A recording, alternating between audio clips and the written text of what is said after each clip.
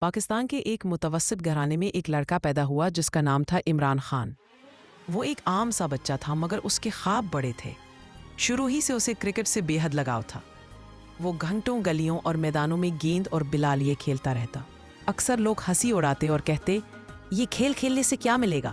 پڑھائی پر دھیان دو۔ مگر عمران خان جانتا تھا کہ اگر دل میں لگن اور محنت ہو تو بڑے خواب بھی حقیقت بن جاتے ہیں۔ کرکٹ کا سفر اور ورلڈ کپ محنت اور صبر کے بعد عمران خان پاکستان کی قومی ٹیم میں شامل ہوا۔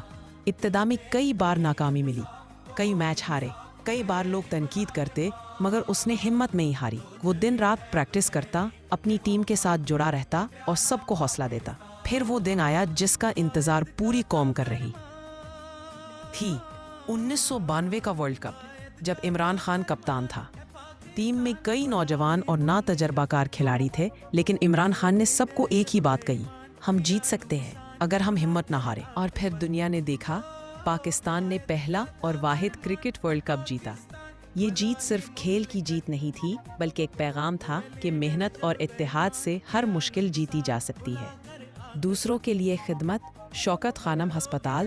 ورلڈ کپ جیتنے کے بعد عمران خان نے سوچا، میں نے اپنی قوم کو خوشی تو دی ہے، مگر اب انہیں کچھ ایسا دوں جو ہمیشہ ان کے کام آئے۔ اس کی والدہ کینسر کے مرض میں مبتلا تھیں اور ان کی والدہ اس دنیا سے رخصت فرما گئی۔ یہ وقت عمران خان کے لیے بہت مشکل تھا، لیکن اس نے صبر کا دامن نہ چھوڑا۔ عمران خان نے فیصلہ کیا کہ پاکستان میں پہلا کینسر اسپتال بنائے گا جہاں غریب اور امیر سب کا علاج مفت ہو سکے گا۔ لوگوں نے کہا، یہ ناممکن ہے، پاکستان میں ایسا اسپتال نہیں بن سکتا۔